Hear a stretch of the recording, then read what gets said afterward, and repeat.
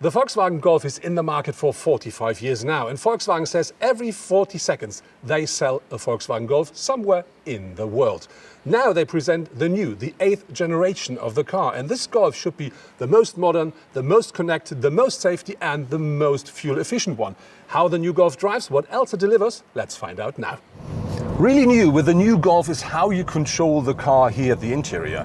So you will not find any buttons, any knobs anymore. So for instance, left side of the steering, you do find a panel where you can control the lights of the car.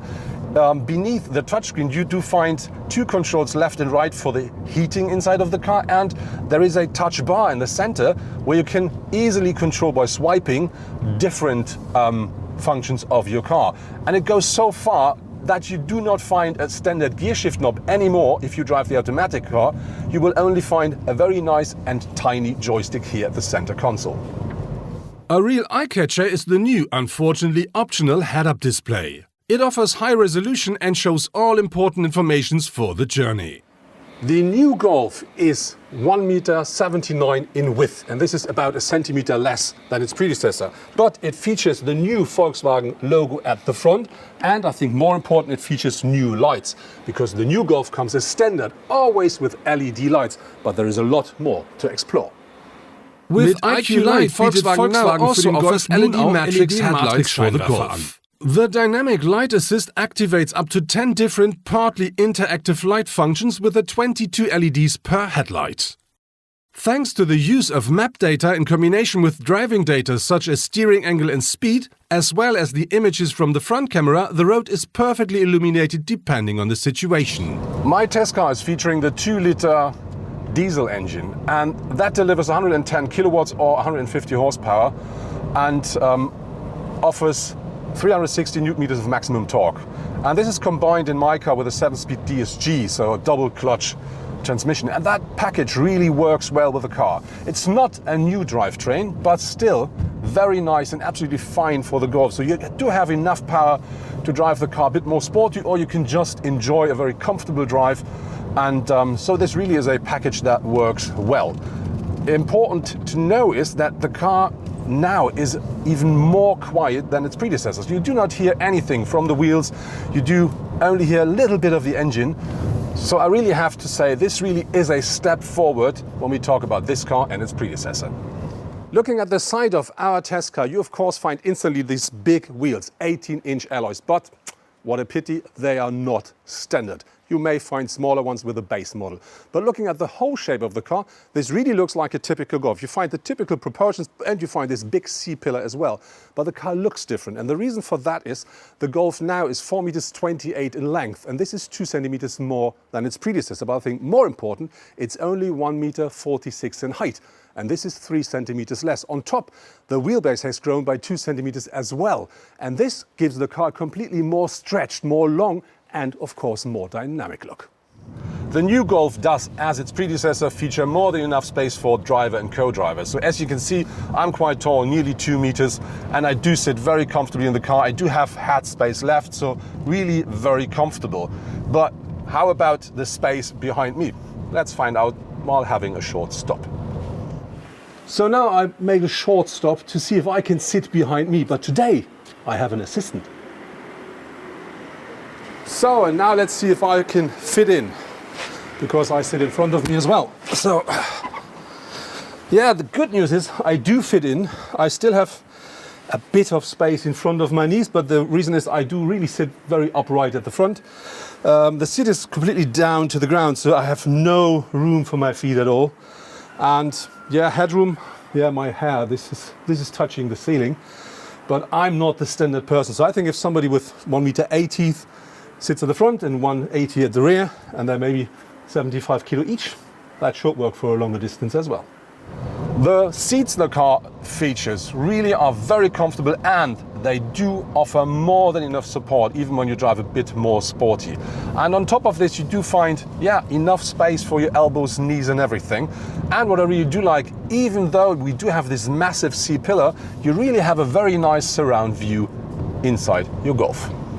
Looking at the rear of the new Golf, at first glimpse it really looks a lot like its predecessor, but some things really have changed. So for instance, you do now find as standard LED taillights, but if you want, you can have, let's say, a higher lighting standard, which then comes with a dynamic indicator as well with this so-called click-clack effect when you brake. This brings you more attention regarding to the cars and the driver behind you. On top of this, you do now find, of course, the new Volkswagen logo at the rear as well, and the Golf signature beneath it. So this is what is new with the new Golf's rear. The Golf, of course, features all the, let's say, must-have driver assistance and safety systems as standard. So, for instance, it comes with lane assist as standard, and it comes with an emergency braking system, which not only recognizes pedestrians, it also recognizes wildlife, it also recognizes cyclists. And this is something where I say, yeah, that really is a plus regarding to safety. But of course, you can have a lot more. There's loads more to configure. And very important is there is one really new thing you can have for the new Golf as well. In addition, it comes with an evasion assist and a new turn assistant as standards. If that's not enough, you can make your Golf even more comfortable and safer with the IQ Drive system. So, for example, the new predictive cruise control, the traffic jam and assist, and the exit assistant are available as well. Talking about materials and craftsmanship, of course, if you buy a Volkswagen, you expect good craftsmanship, and this is what you do find with the new Golf as well. But this is something you expect. But on the other hand, when we talk about materials, you of course find soft touch down here, soft touch here, soft touch here, and very nice surfaces when we talk about the dashboard, when we talk about the door panels. But if you go beneath the level of the dashboard, you do find plastic everywhere. And I have to say, with the new Golf, that's a bit disappointing. Standing at the rear of the car, let's have a look into the boot. With the rear seats up, the new Golf offers, as its predecessor, 380 liters of boot capacity. But when you fold down the rear bench, that increases now up to 1,237 liters. And this is, by the way, about 35 less than with the predecessor. As standard, the Golf now features a fully digital cockpit, so you will not find a standard instrument cluster anymore in the car. But of course, you can configure this digital cockpit the way you want, and if you want this round stuff, you can have it. On top, the car comes as standard with an 8.5-inch touchscreen for the infotainment, but you can have a lot more. So if you want, you can have up to even more than 10-inch, and if you want, you can order the new Innovision cockpit as well. There are 8 new drivetrains for the new Golf, and they include petrol, diesel, natural gas, mild hybrids and plug-in hybrids. And when you will find all the engines available, they will give you a power range between 90 up to more than 300 horsepower.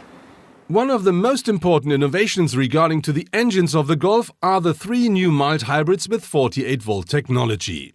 They offer 81, 96 or 110 kilowatts maximum power and will be available shortly after the market launch. Also new is the plug-in hybrid, which draws its 150 or 180 kilowatt system power from the combination of a 1.4-liter petrol engine and an electric motor.